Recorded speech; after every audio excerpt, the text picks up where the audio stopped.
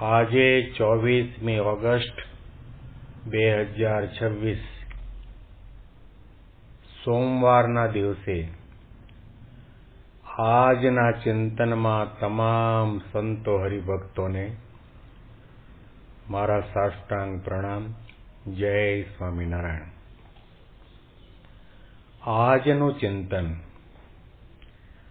નંદ સંતોના કીર્તનો, મર્મ અને રહસ્ય.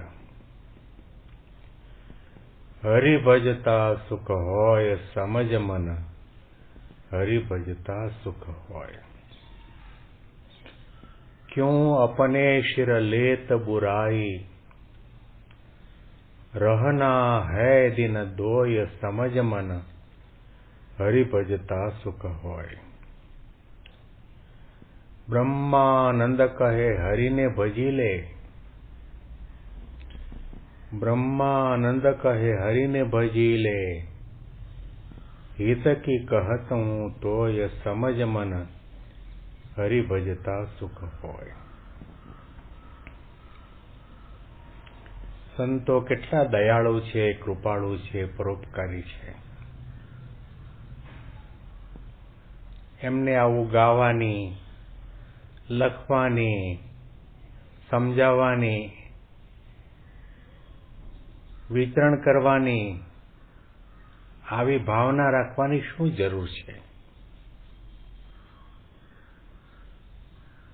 જો ધાર્યું હોત તો પોતાના કલ્યાણ માટેની સાધના કરીને બેસી રહ્યા હોત. પરંતુ એમને હંમેશના માટે એક લગન, એક ભાવના, ભગવાન સૌનું ભલું કરો, ભગવાન દરેકને સુખિયા કરે, દરેકને દુઃખમાંથી મુક્ત કરે. એટલે એમનું જીવન હિતકારી છે, પરોપકારી છે, નિસ્વાર્થ છે, દયામય છે, કરુણામય છે. સુખી કરવા માટે બ્રહ્માનંદ સ્વામી આપણને કર્મનો સિદ્ધાંત પણ સમજાવે છે. સત્કર્મ કરો, ધર્મયુક્ત કર્મ કરો, નીતિ અને સદાચારયુક્ત કર્મ કરો, ભગવાનની પ્રસન્નતા માટેનું કર્મ કરો, કે જે કર્મનું તમને બંધન ન થાય અને એ કર્મ કરવાથી જાણે અજાણે તમારી આજુબાજુના વર્તુળના લોકોને પણ ભગવાનનો ગુણ આવે, સંતોનો ગુણ આવે, આધ્યાત્મિકતાનો ગુણ આવે, તમારો ગુણ આવે અને એને પણ ભજનના માર્ગે, ભક્તિના માર્ગે ચાલવાનું મન થાય. મીઠી ટકોર કરીને આપણને સમજાવે છે. क्यों अपने शिर लेत बुराई, रहना है दिन दोय. કેટલાક એવા લોકો આ દુનિયામાં હશે કે એને પોતાને ખ્યાલ હોય કે મારું મૃત્યુ આટલા સમય પછી આ તારીખે થશે. આપણને એ બાબતનો કંઈ જ ખ્યાલ નથી. જન્મ થયો પછી આપણે કેટલા દિવસ આ દુનિયામાં રહેવાના એની આપણને ખબર નથી. શાસ્ત્રો, સંતો અને મહાપુરુષો આપણને પુકારીને કહે છે, જેવી રીતે તમે આ દુનિયામાં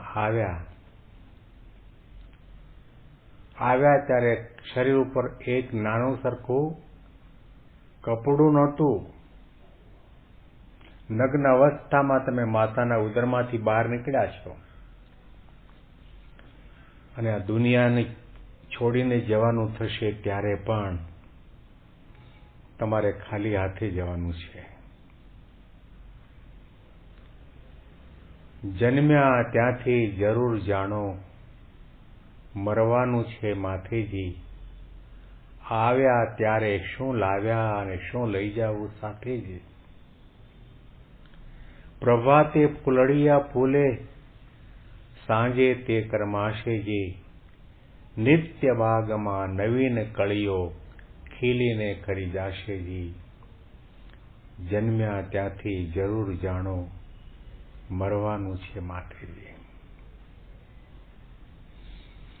આ જો વિચાર આપણને હોય તો ક્યારેય પણ કંઈ પણ વસ્તુનો સંગ્રહ કરવાનું આપણને મન ન થાય.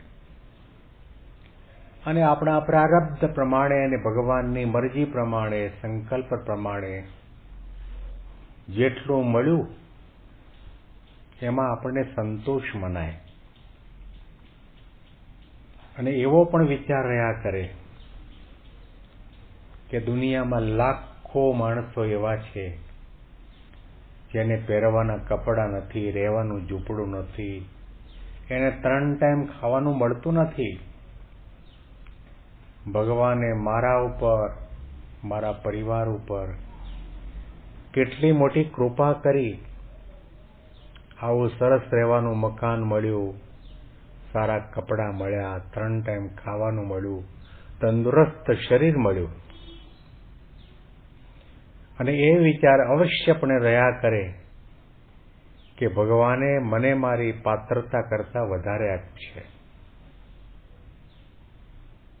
એટલા માટે કહેવત આપણે સૌ કોઈ સાંભળતા આવ્યા છીએ, સંતોષી નર સદા સુખી. સંતોષ આપણામાં પ્રગટ થાય ક્યારે? કે જ્યારે આપણને નિરંતર અનુસંધાન રહ્યા કરે કે આપણે એક દિવસ આ બધું છોડીને જવાનું છે. જેને હું મારું માનું છું એ મારી આંખ ખુલ્લી છે ત્યાં સુધી. આ દેહ પડ્યો એટલે આ બધી વસ્તુ, દેહ સાથે દેહ સંબંધ ધરાવતી બધી વસ્તુ અહીંની અહીં રહી જવાની છે. શ્રીજી મહારાજે એટલા માટે આપણી આંખ ઉઘાડી અને કહ્યું કે આ ઘડીએ અને આ પળે મરવાનું છે. જો આ વિચાર હોય તો ભગવાનનું ભજન કરવામાં, ભક્તિ કરવામાં, માળા કરવામાં, ધ્યાન કરવામાં આપણને આળસ ન આવે. અરે ઊંઘ પણ ન આવે. ઊંઘ આવે તો સમજવું કે અજ્ઞાન અવસ્થામાં છો. ઊંઘ આવે તો સમજવું કે તમે વિષય, વાસના, સ્વભાવ, પ્રકૃતિ, દેહ, દેહનો પરિવાર, સત્તા, સંપત્તિને આધીન છો. કબીર સવારના બહુ વહેલા ઉઠી જતા અને એક દિવસ ઉઠ્યા પછી રડવા માંડ્યા. કોઈએ પૂછ્યું, કબીર સાહેબ કેમ રડો છો? ત્યારે કબીરે કહ્યું, સુખિયા સબ સંસાર ખાએ અર સૂએ. આ સંસાર અને સંસારમાં રહેતા માણસો કેવા સુખિયા છે, ખાઈને સૂઈ જાય છે અને પાછા ઉઠીને ખાય છે. સુખિયા સબ સંસાર ખાએ અર સૂએ, દુખિયા દાસ કબીર જાગે અર રૂવે. હું એટલા માટે રડું છું કે જાગ્યા પછી મને વિચાર આવે કે હું 4 કલાક 6 કલાક સૂતો રહ્યો. ભગવાનનું ભજન કરવા માટે ભગવાને કૃપા કરી અને આવો મહા મોંઘો મનુષ્ય દેહ મને આપ્યો. ભગવાનને ભૂલી ગયો. એટલા માટે રડું છું. આ સમજણ, આ જ્ઞાન, આ વિચારધારા સંતનો સમાગમ મળે તો મળે. ગમે ત્યારે પાણીના પરપોટા જેવું જીવન પરપોટો ફૂટે એમ ફૂટી જવાનો છે. રહના હૈ દિન ધોઈ, બ્રહ્માનંદ કહે હરિને ભજી લે, હિતકી કહત હું તોય. ભગવાન ભજો, એમાં તમારું હિત છે. પૈસા કમાશો, દુનિયામાં મોટા મોટા કામ કરશો, લોકો તમારી વાહવા કરશે, પ્રશંસાના પુષ્પો વેરશે, પણ તમારા માથે જન્મ મરણ ઊભું છે. લક્ષ 84 ગર્ભવાસમાં ભટકવાનો વારો આવશે. ભગવાનના સુખે સુખિયા થવું હોય તો આ હિતની વાતને ઉરમાં ધારો, એ માર્ગે ચાલો. ભગવાન ભજી લો, ભગવાન ભજી લો. અને ભગવાનનું ભજન કરવા માટે દેહના નાશવંતપણાનો વિચાર આવે, કાળ કોઈને છોડતો નથી એ પણ વિચાર આવે, ખાલી હાથે આવ્યા છીએ, ખાલી હાથે જવાના છીએ એ વિચાર આવે, મનુષ્ય દેહની દુર્લભતાનો વિચાર આવે, ભગવાન અને ભગવાન જેવા સાધુના મહિમાનો વિચાર આવે, તો આઠે પોકર ભગવાનનું ભજન થાય ને થાય.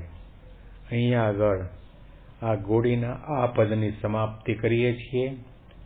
આગળના પદનો પ્રારંભ આપણે આવતીકાલે કરીશું. બેંગ્લોરથી પ્રેમ શાસ્ત્રીના સાષ્ટાંગ પ્રણામ. જય સ્વામિનારાયણ.